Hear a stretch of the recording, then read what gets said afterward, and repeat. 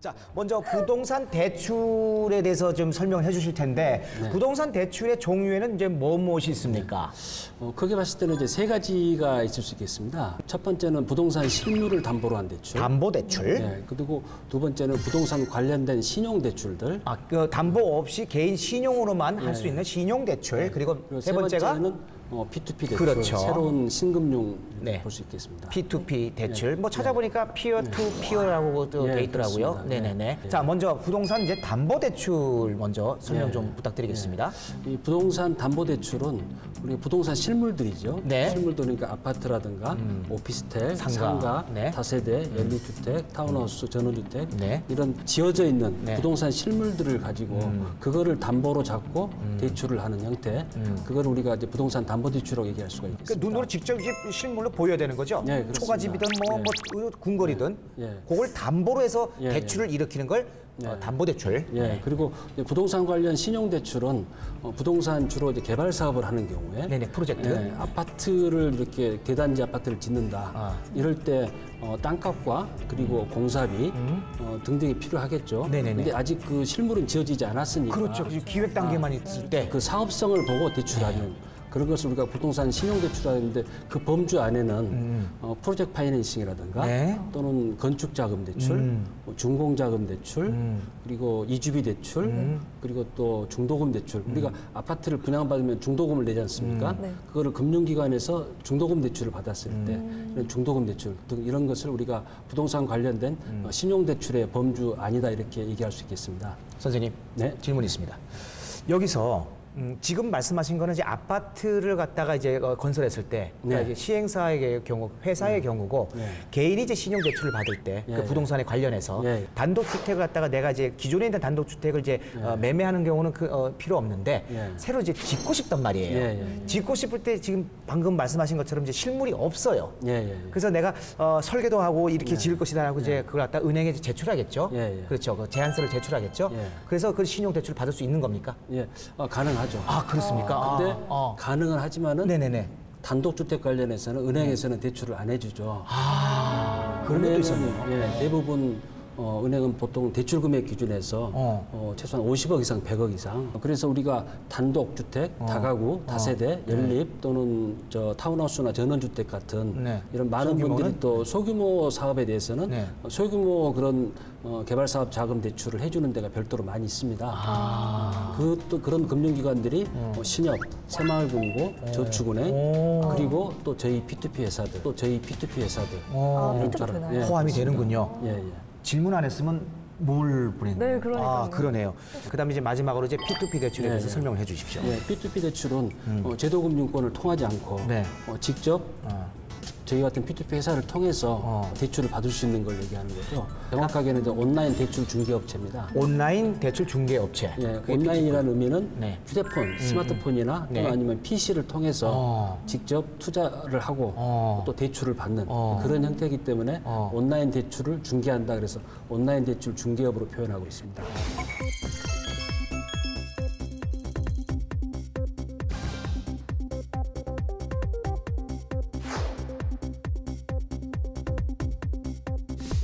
그전에는 네. 그런 게 없었지 않습니까? 없죠. 꼭 은행을 통해서 금융기관을 통해서 대출을 일으키고 받았었죠. 예, 그렇습니다. 그러면 근데, 그런 은행이나 금융기관 없이도 대출이 가능한 그런 과정이란 말씀입니까? 그렇습니다. 이게 새로운 이제 핀테크 산업의 하나로서 네.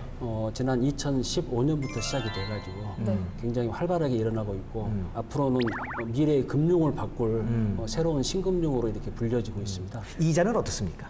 좀 높습니다. 1금융권보다는 높고. 예. 지금 현재 저희들은 이제 중금리를 지향을 하고 있습니다. 아주 높은 고금리는 아니고 네네. 중금리.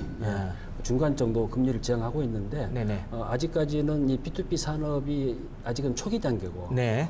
그리고 또 뭐랄까 아직은 대출을 받으시는 분들이라든가 특히 또 투자자분들이 투자를 할 수 있게끔 누가 봐도 이게 문제가 없구나 이런 대출은 그러게 대해서 내 돈을 투자해도 반드시 이자와 원금을 상환받을 수 있겠구나 이런 게 확정이 돼야만이 확신이 들어야만이 이제 투자를 하시게 되니까 그런 역할을 저희 같은 P2P 회사의 펀딩 디자이너라든가 심사역분들이 하고 있는 겁니다. 그러니까 이제 P2P 대출을 통해서 대출을 이제 하시는 분들은 특히 그 P2P 회사의 그 신뢰감이 있어야 되고 그쪽이 좀 믿을 만한 곳이어야 된다. 아, 그렇습니다. 그런 뜻이 되겠네요. 예. 알겠습니다.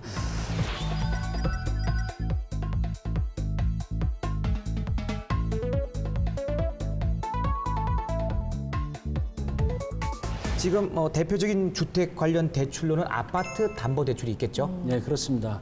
아파트 담보 대출은 일단 아파트 구입을 하실 때 네.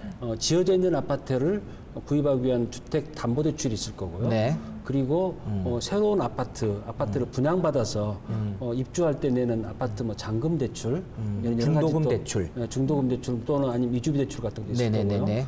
아파트 담보 대출의 어떤 상품은 금융기관별로 큰 차이는 별로 없습니다. 단지 금리 차이가 있는 거죠. 예전에는 예를 들어서 은행에서 담보대출이 10억짜리 가지고 4억밖에 안 나올 때 저축은행은 6억이 나오기도 했습니다. 근데 지금은 그게 전부 다 똑같아졌으니까 대출 한도는 똑같습니다. 그렇기 때문에 이제 대출 이자율 그리고 내가 어떠한 더 좋은 조건으로 받을 수 있는가. 그럼 아파트 담보 대출을 받기 위한 조건이 또 있습니까? 네, 아파트 담보 대출을 일단 아파트가 있어야 되겠죠. 그렇죠. 네.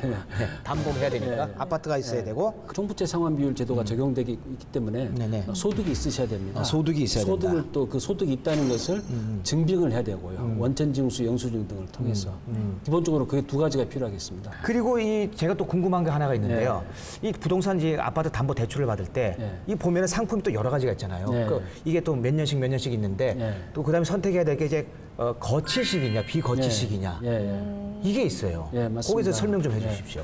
현재 우리나라에서는 이제 가계부채가 엄청나게 많이 늘어나고 있기 때문에 가급적이면은 이런 거치식은 없애고 곧바로 분할 상환을 원칙으로 하는 그런 금융 시스템을 가지고 있습니다. 근데 대출을 받으시는 분들은 가급적이면 이자를 적게 내고 원금 상환을 좀 적게 하기 위해서 부담을 줄이기 위해서 그렇죠. 거치 기간을 두려는 그런 욕구가 강하죠.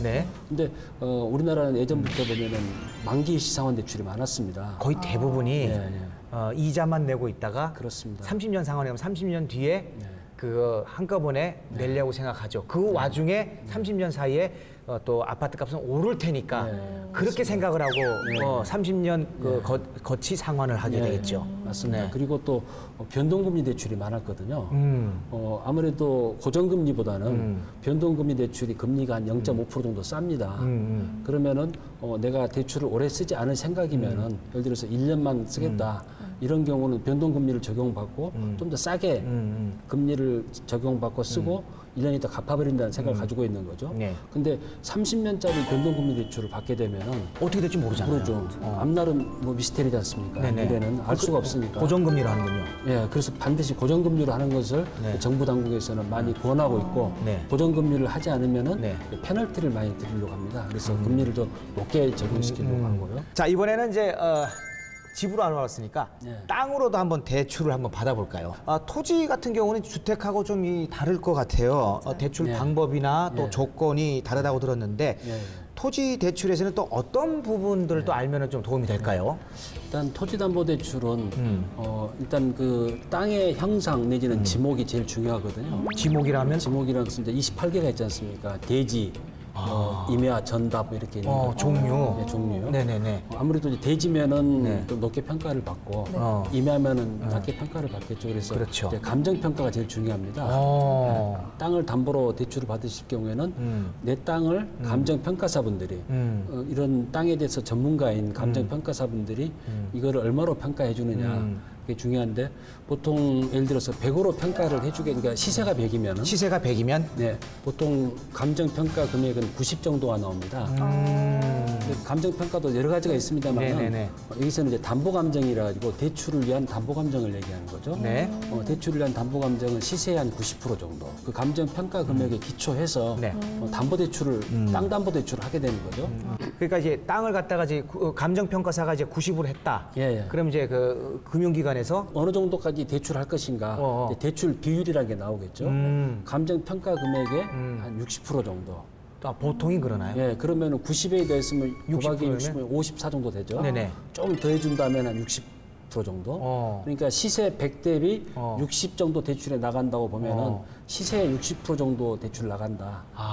이렇게 보시면은 일반 은행에서 그렇게 나간다는 거죠. 그런데 은행은 금리가 싼데 그렇게 6억만 받게 되면 10억짜리 땅을 가지고. 네네. 근데 저축은행 가면은 7억을 해줍니다. 이건 주택이 아니기 때문에 네네. 대출 규제가 없는 거죠, 이거는. 네네네. 1억을 더 해주는 거죠. 그 대신에 금리는 4%가 아닌 7%. 더 높게. 예. 돈을 더 빌려주는 대신에 이자를 더 내라. 그렇습니다.